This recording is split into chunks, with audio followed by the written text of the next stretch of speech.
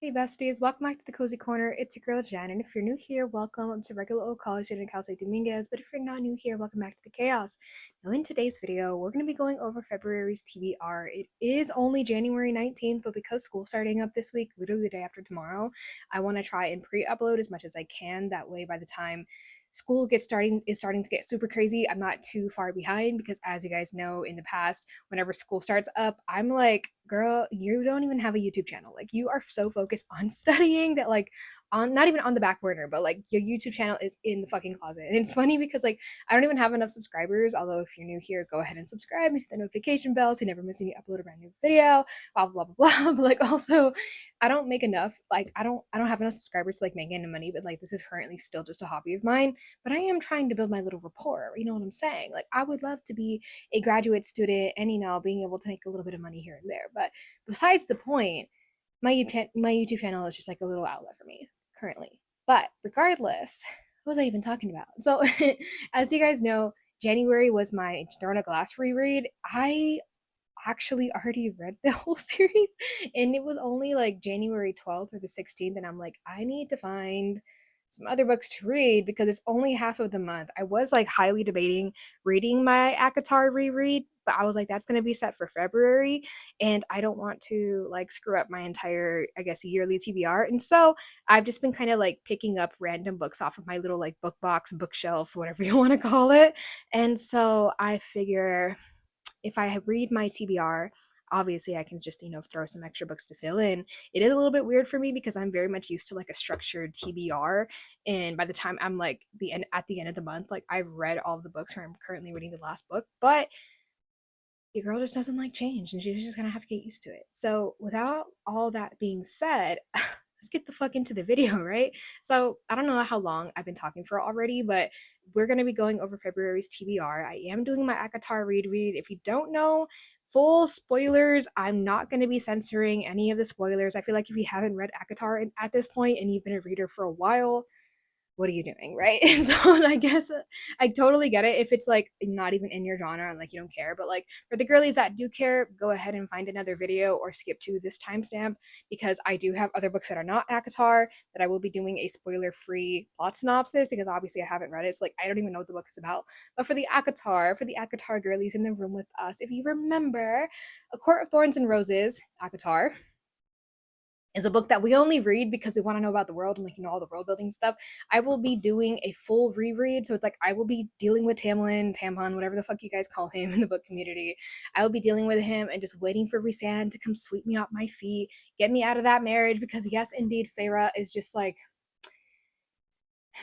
you're supposed to like understand and get and like connect and like I'm just like babbling at this point, but like I very much resonate with Nesta for sure. But like Feyre is like I feel like when I'm reading a book, I very much feel like I am indeed the main character. You know what I'm saying? I feel like it's a very immersive experience, and that's just how I am because I don't know. Maybe I'm just weird. You guys feel that way? Put it in the comments. But I don't know if any of that made sense. But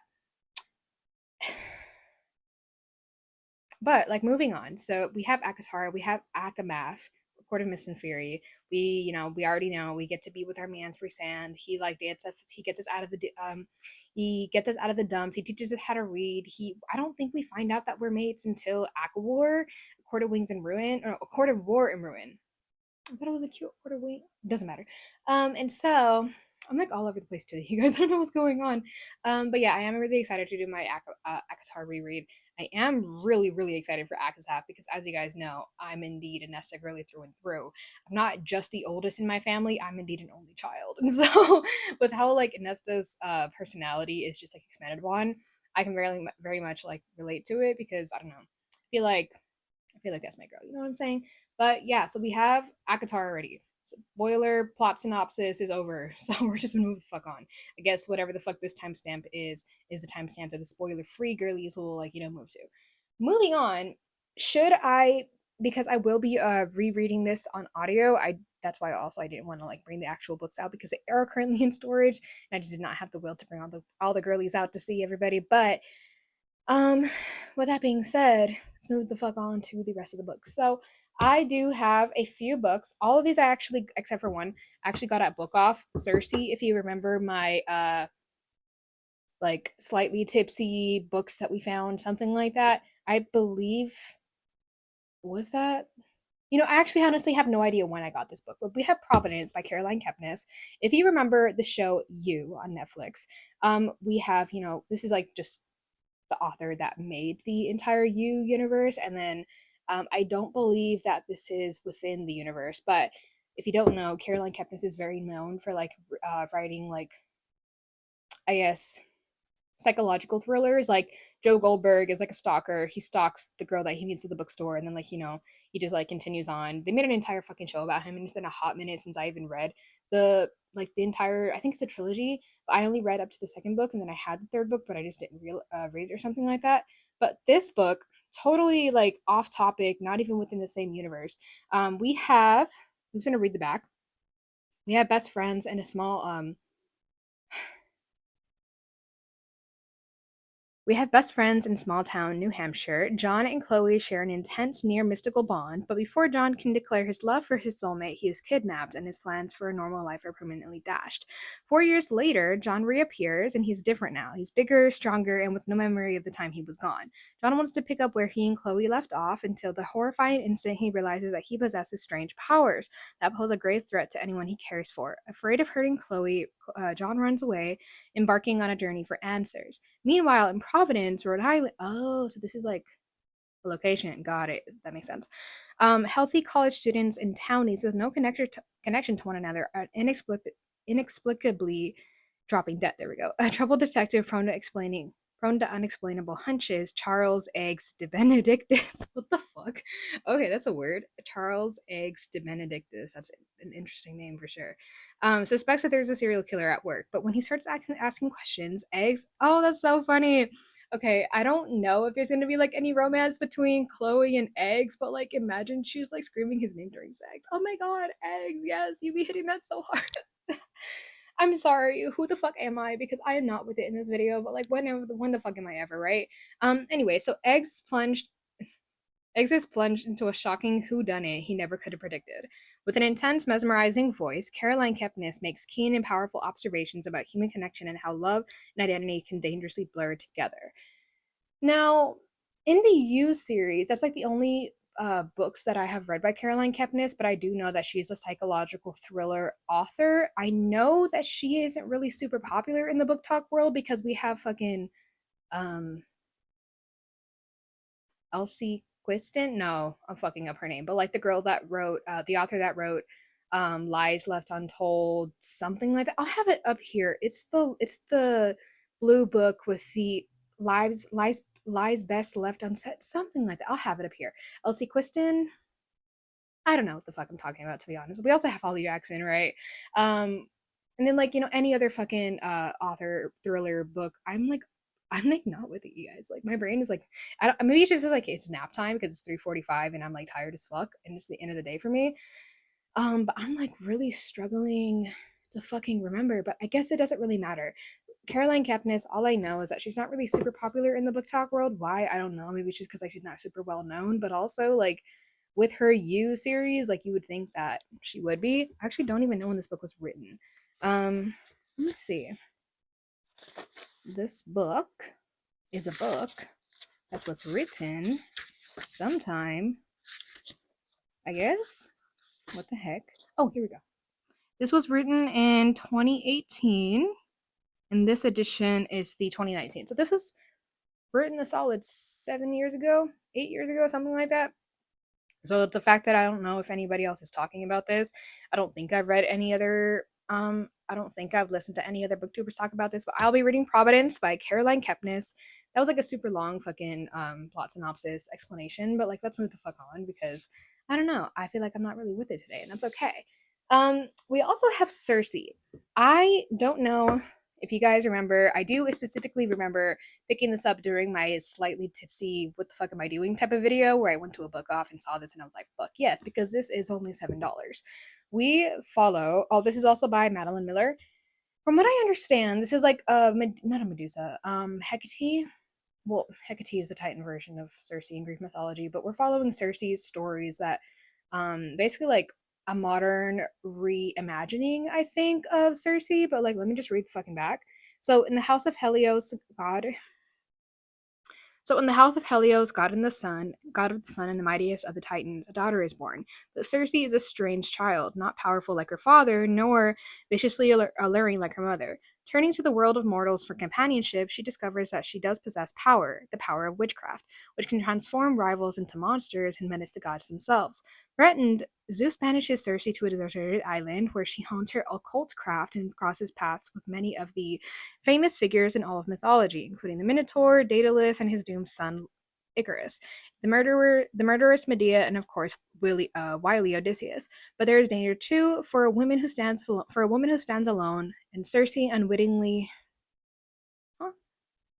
Unwittingly draws the wrath of both men and gods, and ultimately finding herself pitted against one of the most terrifying and vengeful of the Olympians.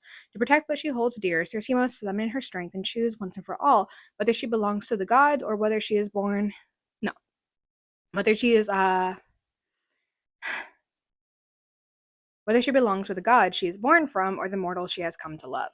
So I do remember really caring about Circe when I was reading my Greek mythology Percy Jackson books back when I was like 12 or 13, 14 years old. And I definitely delved into like the role that she plays in them. And so she's definitely known as like more of a, what do you call it?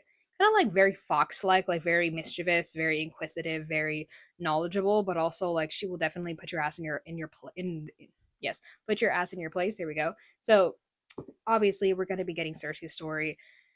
Is this some first person point of view? Let me see. Yes, first person point of view. I'm excited to read that. We also have, I believe the second book came out this year. If I'm not stupid, I believe it came out this year.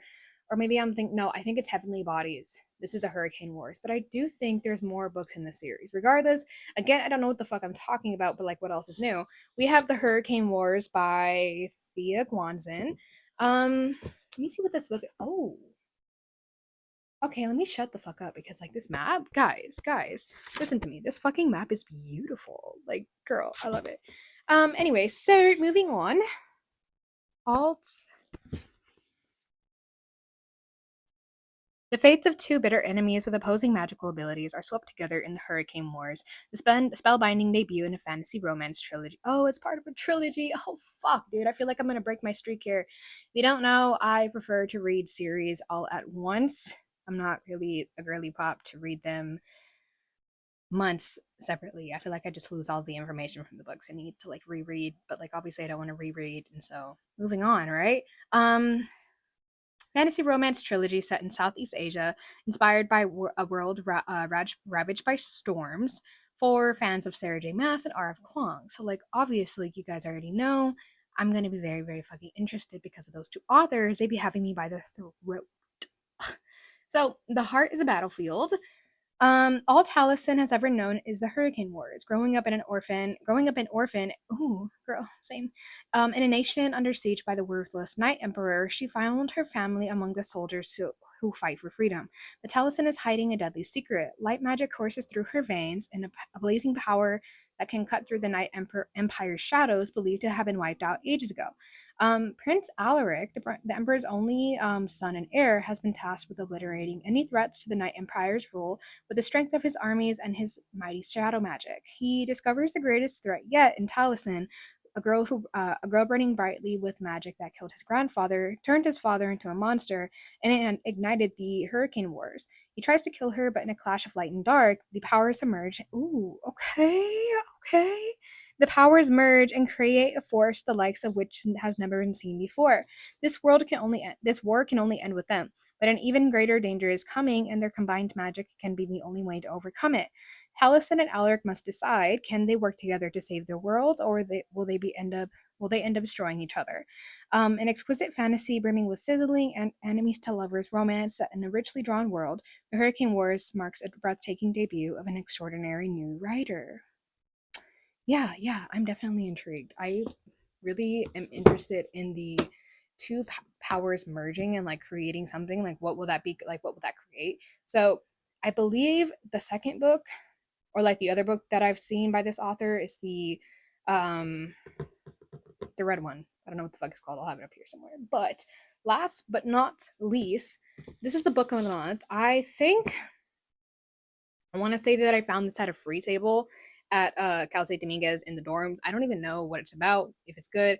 I just know that I picked it up a long time ago, like last summer, and actually it's not like a long time ago, but regardless, I know that I picked it up last summer, and so I think this is like my last book that I haven't read as of last year's TBR. Kiss Her Once for Me by Allison Cochran. I hope I said that right. If I didn't, I'm so sorry. So it's the best time of the year. 1 year ago, recent Portland transplant Ellie Oliver had her dream job in an animation. Huh. In animation and a Christmas Eve bookstore meet cute with the woman she fell in love with over the course of a single night.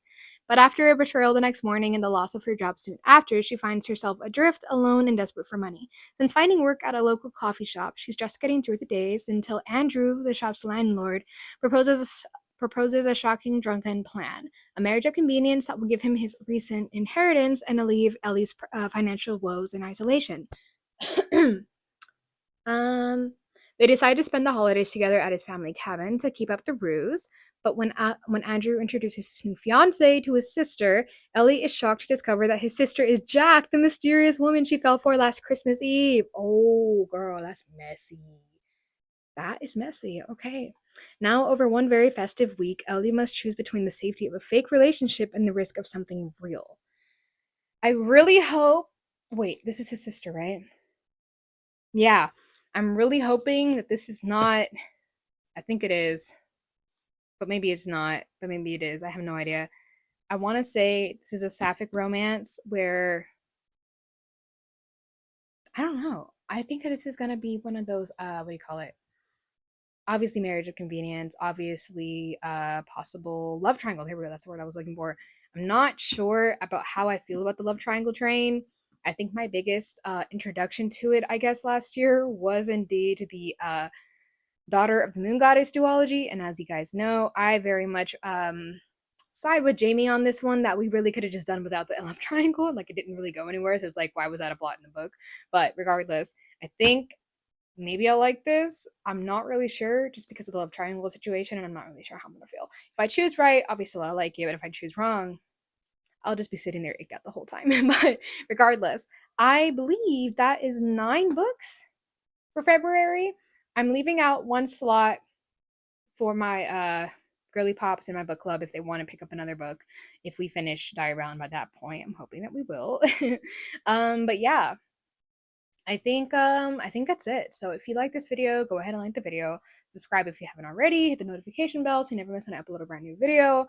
Comment down below if you have read any of these books. Obviously, the ACOTAR girlies in the chat, go ahead and pop off for me. I love hearing you guys' thoughts. And honestly, I need some more ACOTAR girlies in the chat. Please let me know your thoughts on the books, because, like, obviously, I want to rant about them with you guys. Nesta and Cassian. Chef's kiss.